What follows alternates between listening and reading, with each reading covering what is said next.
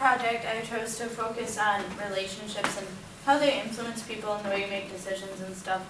And what I found is there's a correlation between the word relationship and the word romantic, and we assume that, when I say relationship, I mean romantic, and that's not always the case. I found that family actually has a bigger impact than these romantic relationships do. And both authors of my main text felt this way. In Ask the Dust, Arturo has these letters to his mom that remain consistent throughout the whole story.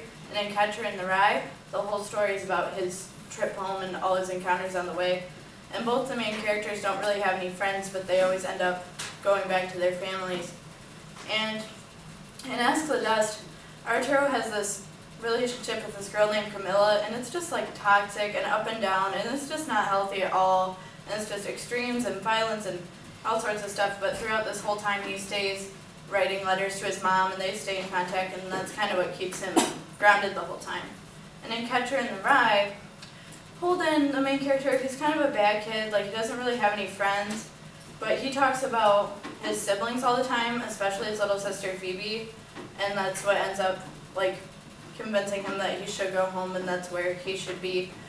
This is my first outside source, and it's a painting called The Big Family, and it shows, a boy and his mom and his sister, and I chose this because those are the two relationships that influenced my main characters the most, so I felt that this kind of showed that pretty well in their connection to each other.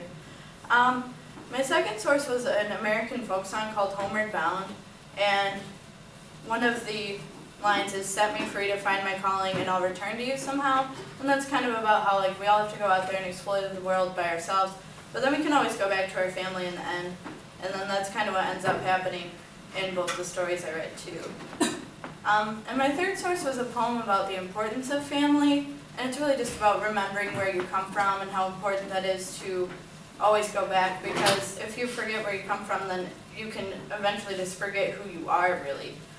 And so it's important to keep your roots in mind.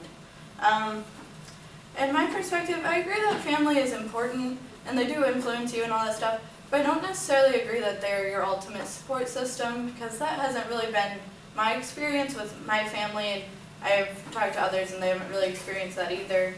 But I do think they shape you into who you are, but not always there for you. But I think there is always someone there for you. It's just not necessarily going to be your family. It could be a friend or a pet or really anyone, but I think when push comes to shove, everyone always has someone who will be there for them to catch them when they fall.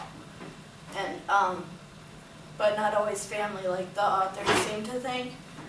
And what I learned from this is that the relationships that have the most impact on a person and really shape people aren't romantic at all, and that family is who really makes a person who they are.